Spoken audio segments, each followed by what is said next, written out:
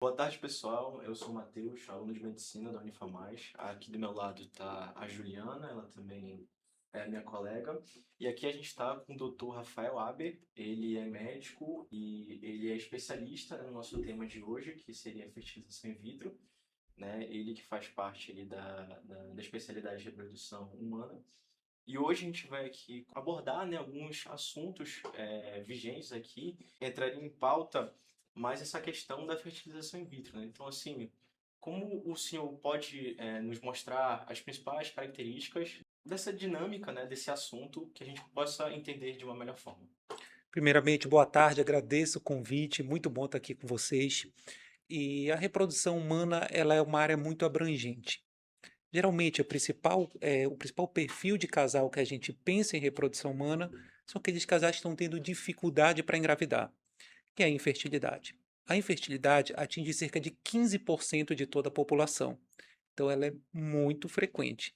Um a cada 7, um a cada 8 casais vão precisar de tratamento de reprodução humana, que são aqueles casais que em um ano não conseguiram engravidar de forma natural. Mas também a reprodução humana ela vai muito além disso. Ela serve também para congelamento de óvulos daquelas mulheres que ainda não encontrou um parceiro que vale a pena, ou ainda não quer engravidar, ou não sabe se quer ser mãe, então perto dos 35 anos. Também serve para casais homoafetivos, feminino e masculino, que querem ter um filho sem a necessidade de realizar técnicas indevidas. Também serve para pessoas, mulheres, que estão passando pelo congelamento de óvulos por causa de uma químio e uma radioterapia. Ou seja, existe um leque muito grande de pessoas que podem se beneficiar da reprodução humana, além daquelas que apresentam infertilidade. Bom, doutor, a FIV, ela é um método de reprodução seguro?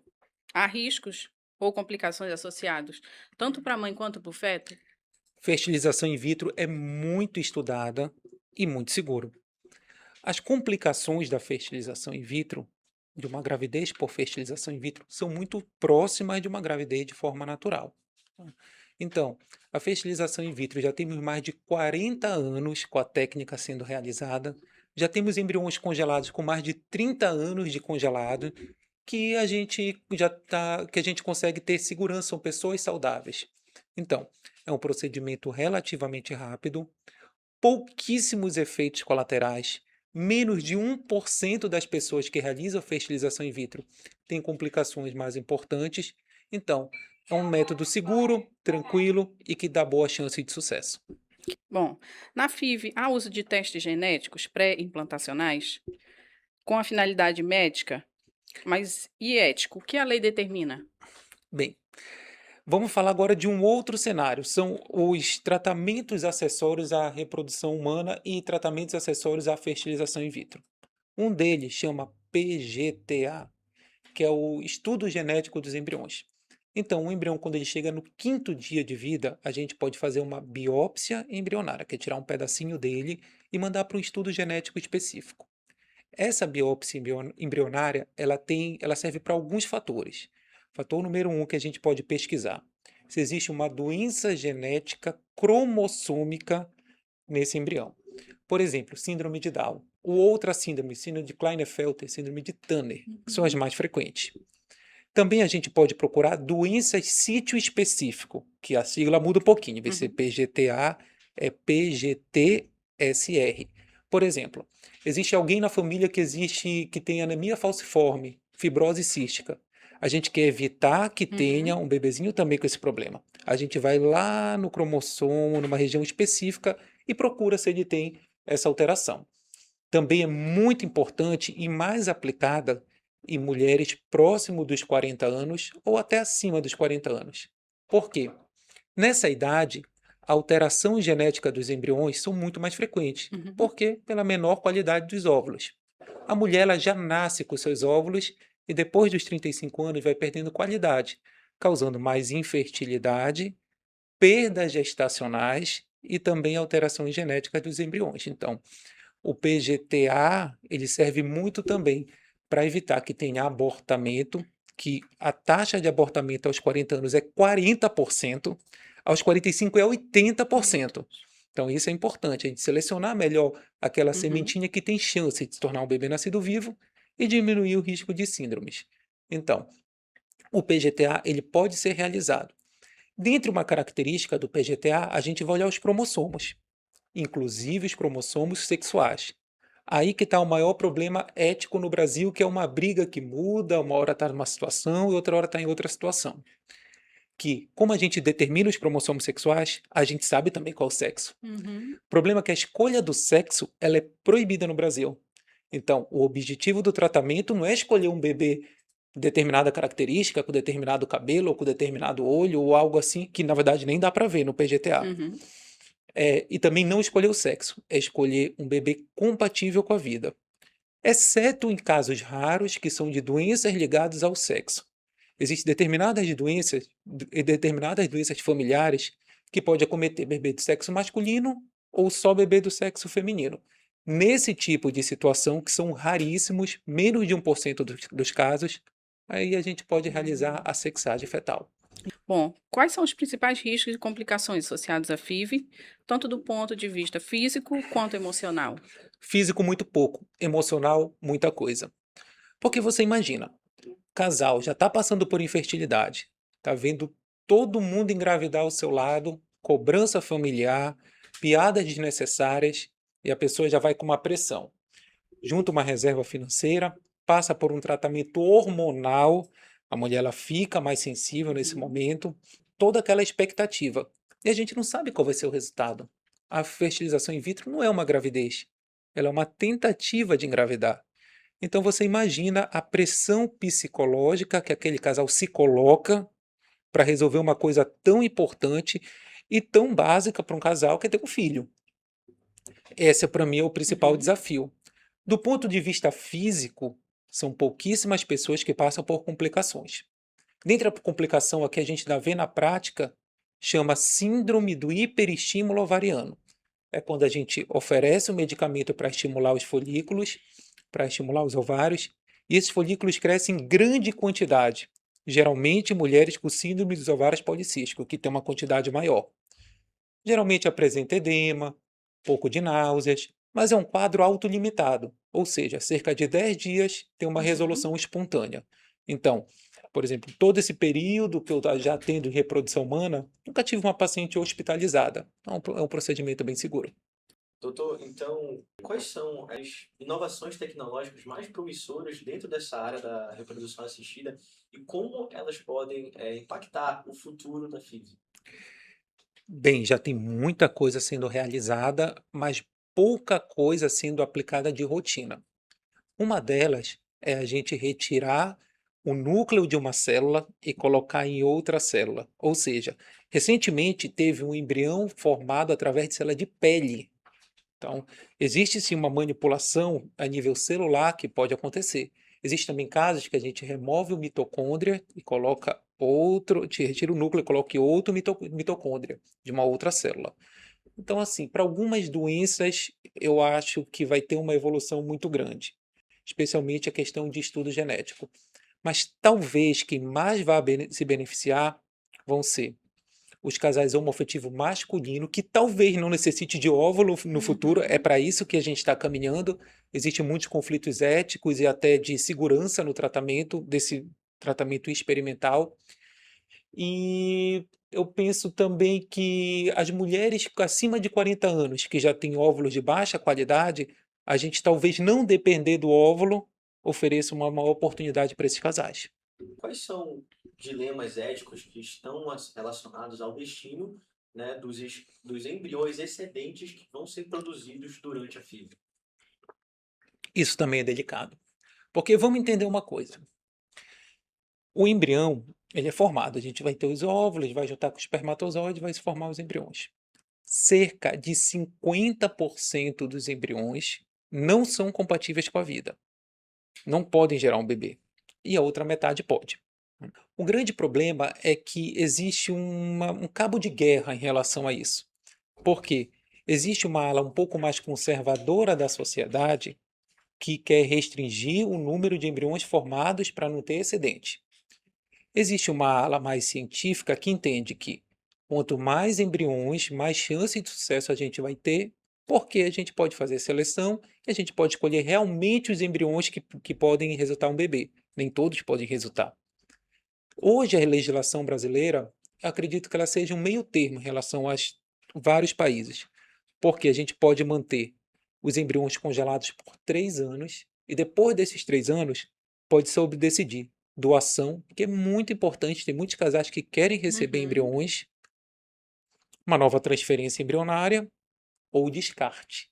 Então, é permitido o descarte dos embriões depois de 3 anos no Brasil. Sabe por que 3 anos? Eu também não sei. Então, foi um prazo que colocaram. Dando continuidade, quais são as discussões éticas que envolvem o uso de testes genéticos pré-implantacionais, né, o uso do PGT, especialmente no risco de seleção de características não médicas? Então, hoje a gente não tem essa finalidade no Brasil. Não sei se a nível de estudo se realiza. Porque como é que chega o PGT hoje para a gente? A gente formou um embriãozinho, vai ter que abrir o embrião, tirar uma amostra de célula e mandar para estudo genético. Ele vai vir um cariótipo. Então, vai vir os cromossomos em níveis numéricos e estruturais. Quando a gente fala de características gênicas, características mais refinadas, são em genes que são pedaços menores de cromossomos. A gente não tem de praxe avaliar pedaços menores de cromossomo. A gente pede um cariótipo, ele vê os cromossomos todos, a gente vai fazer uma avaliação se existe algum problema estrutural. Então, hoje não é uma finalidade essa no Brasil. E pouco se discute. Na prática clínica do consultório, é muito raro alguém falar, eu quero um embrião de tal forma, eu quero um bebê de tal forma. Até porque a gente não tem recurso para isso. Se a pessoa quiser de tal forma, a minha recomendação é casar com uma pessoa que tem essas características. Ou buscar banco de sêmen ou banco de óvulos para justamente ter mais chance de ter as características desejadas. Então, a reprodução humana não é uma fábrica de bebê. É para ajudar pessoas que estão tendo dificuldades. Doutor, para a gente finalizar, o senhor tem algo mais relevante que, assim, no seu ponto de vista, que a gente precisa saber durante os nossos estudos, ou algo assim relacionado? Tenho muita coisa bacana para comentar. Uma das coisas importantes que eu vou até passar o recado para quem está assistindo. Uma das coisas importantes que eu julgo. Mulheres que têm 33, 34, 35 anos de idade e aí não desejam ser mães. Ou não sabe se querem ser, ou não encontrou alguém que vale a pena para ser o seu parceiro ou sua parceira, realizar o congelamento de óvulos. Porque a chance de sucesso de uma fertilização in vitro aos 35 anos é de 50%. Aos 42 é de 10 a 15%. O risco de abortamento aos 42 é perto de 50%. Não vale a pena deixar os óvulos envelhecerem para tentar engravidar. É mais difícil, é mais arriscado. O procedimento de congelamento de óvulos dura cerca de 10, 12 dias. Pouco invasivo, não atrapalha a vida da pessoa. Então, é minha sugestão, não deixar para o tempo mostrar o que vai acontecer. Esse é o primeiro ponto. O segundo ponto também que eu julgo importante são os para casais homoafetivos. Em especial, casal homoafetivo feminino. Por quê? É um pouco mais fácil. 4 ovários, 2 úteros. O espermatozoide é quase que uma participação especial no tratamento de reprodução assistida. Então, se você tem uma parceira, quiser engravidar de uma forma segura, legal, com registro de ambas, a gente pode lançar a mão, tanto da inseminação intrauterina, que é a deposição do sêmen dentro do útero, ou da fertilização in vitro, quando a gente faz esse embriãozinho fora do útero. E o melhor, existe banco de sêmen disponível, tanto nacional quanto internacional, que dá para escolher características físicas para quem tem interesse e também promover mais segurança. São homens que são testados, que são saudáveis esses doadores. Então é muito importante também a gente olhar para os casais homoafetivos que podem se beneficiar e muito no tratamento de reprodução assistida. Um outro perfil de casal também que é legal a gente abordar são aquelas pessoas que já realizaram cirurgia definitiva para não engravidar, como a laqueadura e a vasectomia. Nesse caso, a gente pode optar pela fertilização in vitro. Com a laqueadura, a fertilização in vitro comum. Com a vasectomia, a fertilização in vitro com punção ou de epidídimo, que é o órgão do lado do testículo, ou punção testicular. A gente vai com uma agulhinha e aspira.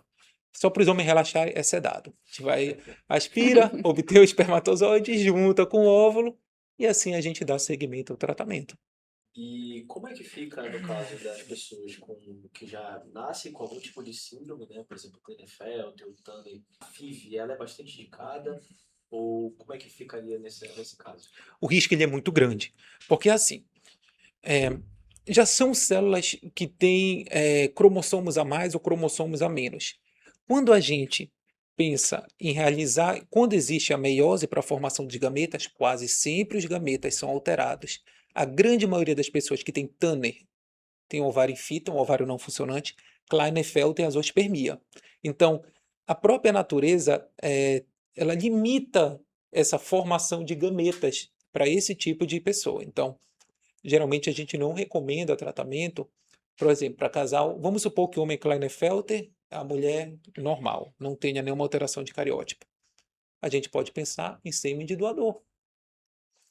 O grande problema quando é Turner, geralmente tem o sistema reprodutor alterado, úteros diminuídos, ovários e fitas. É um pouquinho mais difícil a gente ter uma gravidez numa paciente Turner, que na prática a gente vê muito pouco o paciente Turner e Klinefelter procurando. O que a gente vê demais na nossa prática clínica são mulheres com uma idade acima de 40 anos, sim, elas apresentam muita infertilidade, e principalmente mulheres com endometriose. Vou até passar um recado para o público. Endometriose. Quais são as características da endometriose? Dor cólica intensa, dificuldade para engravidar, alteração de intestino no período menstrual. Algumas apresentam fluxo menstrual também exagerado. Então, sentiu aquela cólica muito importante todo mês, incapacitante, sente dor na relação sexual, precisa ser investigada a endometriose. 15% das mulheres têm. Então, todo mundo tem uma amiga, ou você mesmo que está assistindo, pode sentir cólica.